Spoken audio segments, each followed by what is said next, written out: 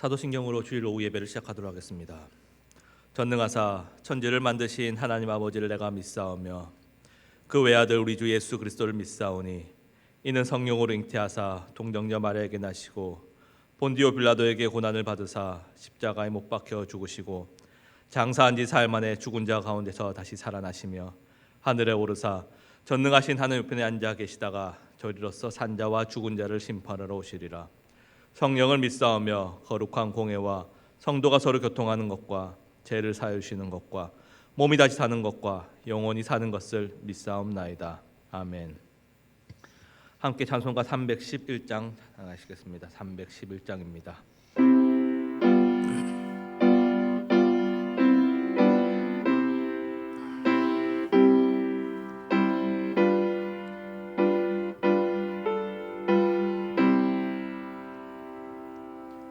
내 너를 위하여 어렵이 흘려 내 죄를 속하여 살 길을 주었다. 널 위해 몸을 주건마 너 무엇 주느냐. 널 위해 몸을 주건마 너 무엇 주느냐. 아버지 보좌와 그 영광 떠나서 밤 같은 세상에 만 백성 구하려 내 몸을 희생했건만 너 무엇 하느냐. 내 몸을 희생했건만 너 무엇 하느냐. 죄 중에 빠져서 영 죽을 인생을 구하여 주려고 나 피를 흘렸다. 내 죄를 대속했건만 너 무엇 하느냐. 내 죄를 대속했건만 너 무엇 하느냐. 한없는 용서와 참 사랑 가지고 세상에 내려와 값없이 주었다. 이것이 귀중하건만 너 무엇 주느냐. 이것이 귀중하건만 너 무엇 주느냐.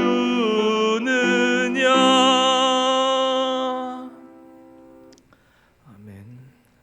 오늘 함께 보실 말씀은 갈라디아서 4장 1절에서 7절까지 말씀입니다. 갈라디아서 4장 1절에서 7절까지 말씀입니다. 제가 가진 성경으로는 신약성경 306페이지 정도에 있습니다. 찾으셨으면 함께 교독하시겠습니다. 내가 또 말하노니 유업을 잃을 자가 모든 것의 주인이나 어렸을 동안에는 종과 다름이 없어서 그 아버지가 정한 때까지 후견인과 청지기 아래에 있나니 이와 같이 우리도 어렸을 때 이 세상의 초등 학문 아래에 있어서 종노릇하였더니 때가 참에 하나님이 그 아들을 보내사 여자에게서 나게 하시고 율법 아래에 나게 하신 것은 율법 아래에 있는 자들을 속량하시고 우리로 아들의 명분을 얻게 하려 하심이라. 너희가 아들이 본으로 하나님이 그 아들의 영을 우리 마음 가운데 보내사 아빠 아버지라 부르게 하셨느니라. 함께 보시겠습니다. 그러므로 내가 이후로는 종이 아니요 아들이니 아들이면 하나님으로 말미암아 유업을 받을 자니라. 아멘. 사랑하는 장제 성도 여러분, 최근 매우 이슈가 되고 있는 사건이 하나 있습니다. 전 국민이 분개하고 있는 사건입니다. 정인이 사망 사건 말입니다. 딸을 입양하여 자녀로 삼았다면 부모로서 그 아이를 잘 돌봐야 함에도 불구하고 그 자그마한 아이를 심히 학대한 것으로 우리에게 알려지고 있습니다.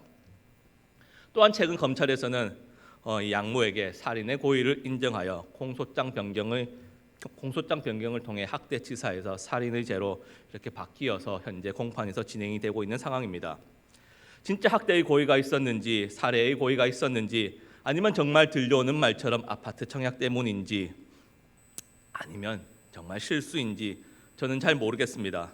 다만 여러 정황들을 보았을 때 정말 자신이 사랑하는 자녀로 모든 것을 다 주어도 아깝지 않는, 눈에 넣어도 아프지 않는 그런 나의 사랑하는 자녀라고 생각했다고 하기에는 조금 어렵지 않는가, 이렇게 조심스럽게 추측을 해봅니다.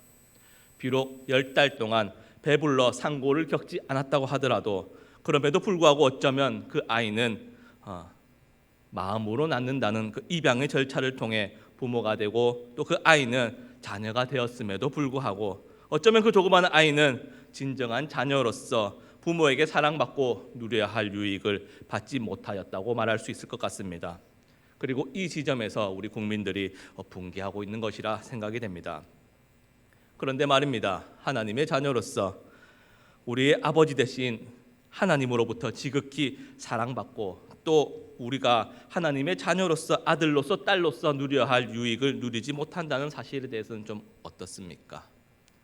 사랑하는 장제 성도 여러분, 오늘 함께 읽은 이 갈라디아서 4장 말씀을 통해 우리 모두가 하나님의 자녀로서의 하나님의 자녀됨의 유익을 누리길 소망합니다. 바울은 오늘 본문 갈라디아서 4장에서 유산 상속과 관련된 일상생활의 예화 한 가지를 소개합니다. 주인의 아들은 아버지에게 속한 것을 유산으로 물려받은 상속자이지만 그럼에도 어린 시절 그 미성년자 때에는 종과 다름이 없어서 종과 같은 지위를 차지한다는 것입니다.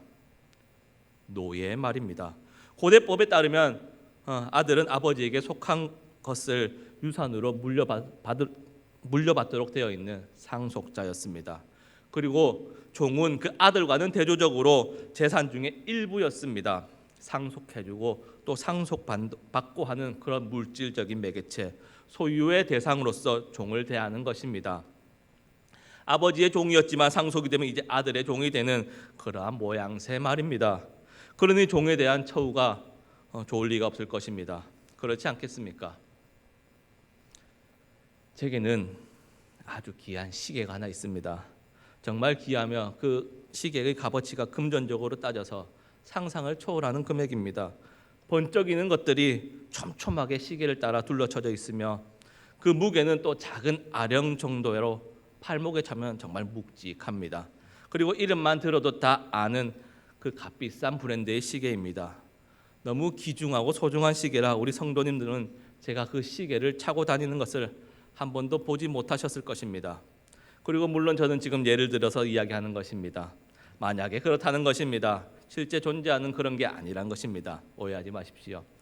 그런데 말입니다. 제가 이 시계가 그렇게 귀하고 좋고 훌륭한 시계라고 하여 매일 아침 저녁으로 제가 들여다보면서 문안 인사하면서 간밤에는 별일 없으셨습니까? 초침은 지난밤에 1시간에 한 바퀴씩 1분에 한 바퀴씩 잘 돌았는지 분침은 1시간에 한 바퀴씩 잘 돌고 있는지 확인하며 혹여나 어디 가서 못 보면 애달파하며 그 시계가 보고 싶어서 화상통화를 하거나 그러지는 않을 것입니다.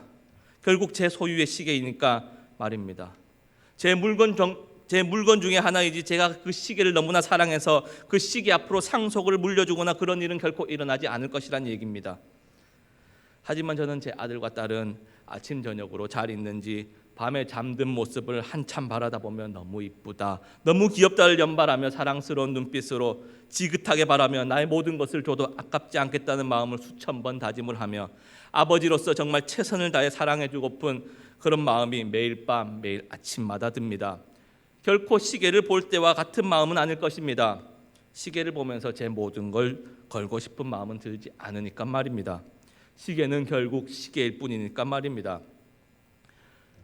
저는 지금 시계를 대하는 마음과 제 아들과 딸을 대하는 마음이 다르다는 것을 말하고 있는 것입니다. 제가 너무나 당연한 소리를 하는 건지도 모르겠습니다. 당연히 달라야 하겠지요. 그리고 종을 대하는 마음과 상속자 아들을 대하는 마음이 다르다는 것을 이야기하고 있는 것입니다.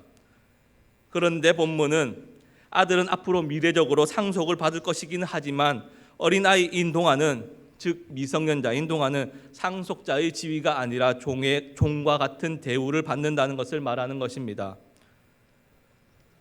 종의 대우를 받는다고 하여 물론 하대를 하거나 천시받는다는 개념보다는 주인 아래, 감독자 아래 있다는 그런 의미일 것입니다. 미성년자 아들이 종과 비슷한 소유물 정도의 대우를 받으며 감독 아래 지내는 것 말입니다.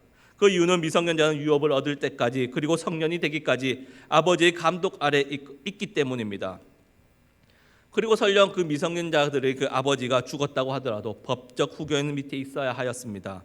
이 후견인은 통상 아버지의 유언에 의하여 선정이 되거나 아니면 유언이나 유언장에 따로 후견인에 대하여 명시가 되어 있지 않는다면 아버지 쪽에서 가장 가까운 남자 친척이 그 역할을 하며 미성년자로서는 독립적으로 자유롭게 권한을 행사하지 못하며 항상 감독자의 권한 아래 있을 수밖에 없었습니다. 상속자이지만 아직 때가 되지 않아서, 아직 때가 차지 않아서, 아직 성년이 되지 않아서 후견인 아래, 청지기 아래에 있는 아들의 모습입니다. 바울은 우리가 어렸을 때 세상의 초등학문 아래에서 종노릇하고 있는 모습을 통해 이러한 상속자이지만 아들이지만 아직 때가 이르지 않아서 종과 같은 후견인의 아래에 있는 모습을 표현한 것입니다. 즉 예화의 적용이라고 할 수 있을 것 같습니다. 세상의 초등학문 아래에 종되었다고 말하고 있습니다. 마치 느낌은 우리가 초등학교에 갓 입학한 어린아이의 모습처럼 이제 막 한글을 하나하나 써나가며 수의 개념을 배우고 덧셈 뺄셈을 배우는 그런 느낌이기도 합니다. 또 바른 생활은 어떤 것인지 도덕적 기본 개념을 정립해 나가는 그러한 작업들이 마치 초등학문이라는 단어의 느낌에서 확 들어오는 것 같기도 합니다. 하지만 그런 느낌보다 세상을 구성하며 세상을 이끌어가는 기반적인 요소에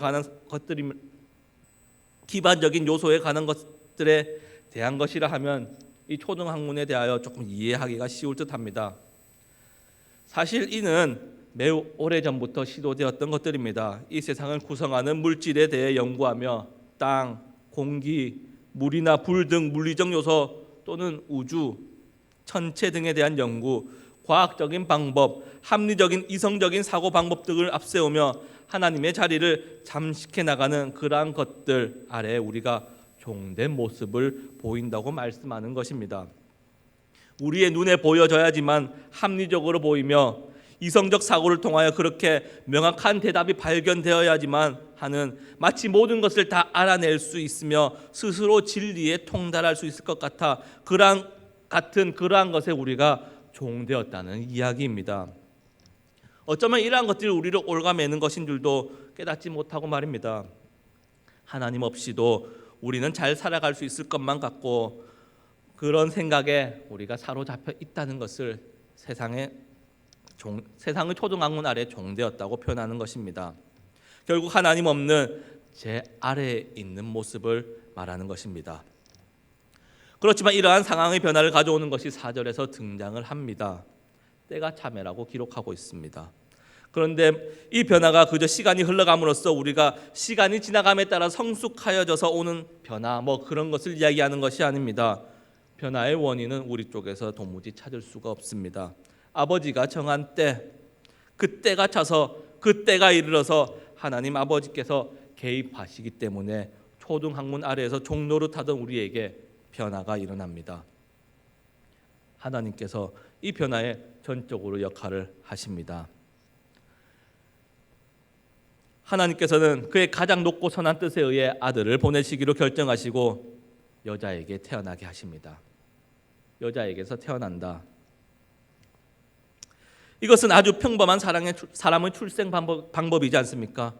이 세상 만물 그 누구도, 이 세상 모든 사람 그 누구도 여자에게서 나지 않은 사람은 없습니다. 모두가 다 여자에게서 태어납니다.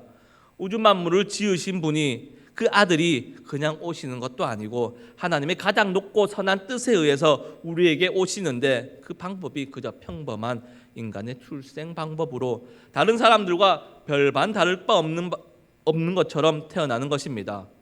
온전한 인간의 모습으로 말입니다. 그리고 그의 아들을 율법 아래에서 나게 하십니다. 율법 아래에 사는 자들은 죄의 지배와 폭정 아래에서 살아갑니다. 율법 아래에서 율법을 통해 죄인임을 끊임없이 확인하지만 거기에서 벗어날 방법이 없이 마치 죄의 굴레 아래에서 굴복하고 죄의 저주 아래에서 살아가는 그들의 모습과 똑같은 모습으로 오신 것입니다. 율법 아래에서 죄의 종로로 타고 있는 자들을 구원하시기 위해서 말입니다. 율법의 모든 요구사항을 충족시킬 수 있는 하나님의 아들 예수님만이 율법 아래 그 저주 아래에 있는 이들의 문제를 해결하실 수 있기 때문에 말입니다. 온전한 인간의 모습과 그럼에도 율법의 저주를 담당할 수 있는 신성으로 하나님의 아들 예수님은 우리를 먼저 찾아오셨습니다. 그리고 하나님께서 보내시고 그의 아들 예수님이 우리에게 먼저 찾아오실 때, 그리고 성령 하나님께서 제 아래에 있는 우리와 함께 내주 동행하실 때 놀라운 변화가 일어납니다. 율법의 저주 아래 제 아래에 있는 자들을 속량하십니다. 이 속량이란 말이 조금 어려운 느낌인 듯합니다. 속량이란 표현을 영어로 찾아보면 리딤이라는 단어와 상응을 합니다. 혹시 리딤 쿠폰이란 말을 들어보셨습니까? 우리말로 하자면 상품권 정도로 번역을 할 수 있을 듯합니다. 상품권이라 하는 것이 이 상품권을 사용하는 이가 그 값만큼은 무료로 그것을 사용할 수 있지만 그게 진짜 무료가 아니라 그 상품권을 살 때 이미 값을 치른 것이지 않습니까? 사용할 사람을 대신하여서 미리 그 값을 치른 것 말입니다. 율법의 저주 아래 있는 이들이 받아야 할 그 벌을 온전한 사람이자 하나님의 아들이신 그분이 죄의 값을 십자가에서 다 치르시고 다 속량하시고 우리에게는 그 속량으로 인한 혜택만이 남았습니다. 사랑하는 장제 성도 여러분, 값을 지불하였기에, 값을 다 치루었기에 우리는 더 이상 종의 상태로 남아있지 않습니다. 더 이상 제 아래, 종 아래에 사는 것이, 종으로 사는 것이 아닙니다. 오히려 거룩하시며 홀로 높으신 하나님의 자녀로 입양이 되었습니다. 하나님의 자녀가 된 것입니다. 하나님의 사랑스러운 자녀 말입니다. 모든 것을 내주어도 눈에 넣어도 아프지 않는 그 자녀가 되었다는 말을 저는 지금 하는 것입니다. 아들의 명분을 우리가 얻게 하신답니다. 아들의 명분이라는 것이 참 그렇습니다. 저는 지금 저희 아버지의 아들입니다. 참 당연한 소리지 않습니까? 아들이 뭔지 말입니다. 지금으로부터 한 10년 전쯤에 다리를 다쳐 저는 장애인이 되었습니다. 그때는 정말 저는 한 걸음도 걷지 못하였습니다. 다리는 근육이 다 빠져 서 있을 수도 없었으며 발목 관절은 경직되어 가동 범위가 거의 나오지 않는 처참한 상황이었습니다. 제 기억에 여러 차례 수술 비용과 약값, 치료비가 거의 억소리 나올 만큼 나왔던 것으로 기억을 합니다. 그럼에도 제가 당시에 당신의 아들이라는 이유 하나만으로 저희 아버지는 저를 업고 병원에 다니셨습니다. 아들이라서 말입니다. 아들의 명분이라는 것이 이런 것이지 않겠습니까? 매일 죄짓고 넘어지고 죽음을 향해 달려가는 그 아들 안타까워하시며 성령님을 통해 말씀하시고 상황과 환경을 통해 우리에게 때로는 경고하시고 말씀을 통해 우리가 이 길로 가야 한다, 그렇게 하지 말아라, 항상 말씀하시는 우리 아버지 하나님이란 말입니다. 왜요? 왜 그렇게 하십니까? 우리에게 그 어떤 선한 것이 있어서가 아니라, 우리가 어떠한 선한 것을 행하였기 때문이가 아니라, 우리에게 잘난 그 어떠한 건덕지가 하나라도 있어서가 아니라 우리가 하나님의 아들로 입양되었기 때문에 그렇습니다. 하나님의 아들이라서 말입니다. 하나님을 아빠 아버지라고 부르기 때문에 그렇습니다. 아빠 아버지라고 부를 수 있어서 너무나 좋지 않습니까? 우리가 아빠 아버지라고 부르시면 우리 하나님께서 얼마나 기뻐하시겠습니까? 요즘 저희 집 8개월 된 딸이 아빠 엄마를 아빠 엄마 이렇게 옹알이를 잘 합니다. 사실 아빠라고 부르는 게 정확하지도 않습니다. 어떻게 보면 그냥 고함 치는 것인 줄도 모르겠습니다. 그래도 제 귀에는 너무나도 또렷하게 아빠라고 부르는 것만 같습니다. 아빠 비슷하게 한마디라도 외치면 우리 아기 얼싸안고 아빠 불렀냐며 얼마나 기분이 좋은지 모르겠습니다. 정말 딸 가진 아빠는 행복한 것 같습니다. 우리 하나님도 그렇지 않을까요? 아빠 아버지 부르는데 우리 하나님께서 우리를 얼싸안고 기뻐하시지 않을까요? 그러므로 우리는 더 이상 세상의 종노릇하는 이들이 아닙니다. 율법의 저주 아래 죄의 횡포 아래 살아가는 이들이 더더욱 아닙니다. 우리는 이제 거룩한 하나님의 자녀입니다. 하나님의 자녀로서 자녀에게 주시는 선물들을 다 저와 여러분의 것입니다. 하나님의 자녀로서 누리는 유익을 충분히 누리시는 것은 어떻습니까? 하나님의 자녀가 되는 특권, 전능하시며 전지하시며 우주 만물을 그의 경륜으로 다스리시는 분이 우리 아버지이십니다. 또한 역사의 주관자이시며 상황과 환경을 뛰어넘어 일하시는 분이 죽음도 하나님의 그 발 앞에 굴복을 합니다. 사랑하는 장제 성도 여러분, 코로나로 인해 참 삶이 팍팍하고 어렵고 힘든 시기입니다.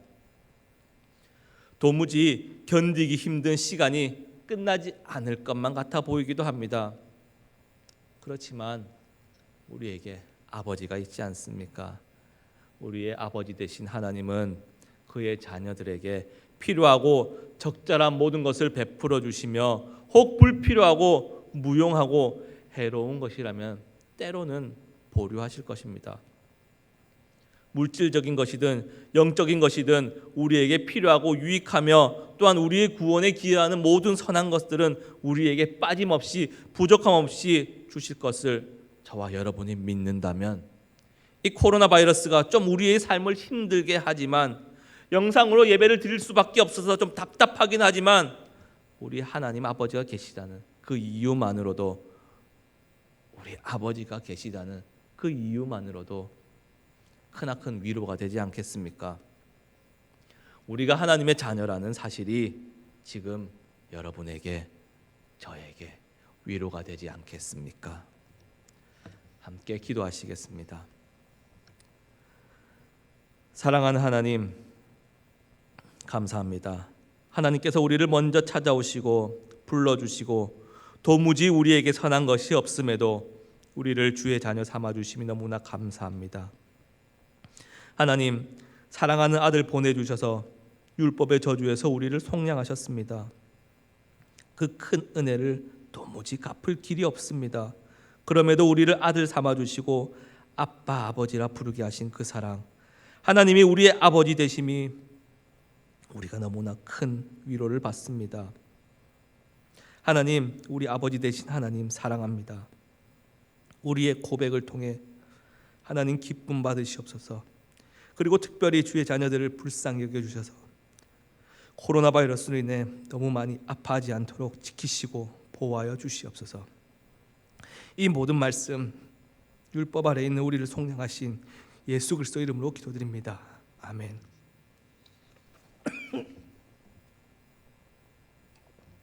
주기도문 하시겠습니다. 하늘에 계신 우리 아버지여, 이름이 거룩히 여김을 받으시오며 나라가 임하시며 뜻이 하늘에서 이루어진 것 같이 땅에서도 이루어지리다. 오늘 우리에게 일용할 양식을 주시옵고 우리가 우리에게 죄진 자를 사하여 준 것 같이 우리 죄를 사하여 주시옵고 우리를 시험에 들게 하지 마시옵고 다만 악에서 구하시옵소서. 나라와 권세와 영광의 아버지께 영원히 쌓옵나이다. 아멘.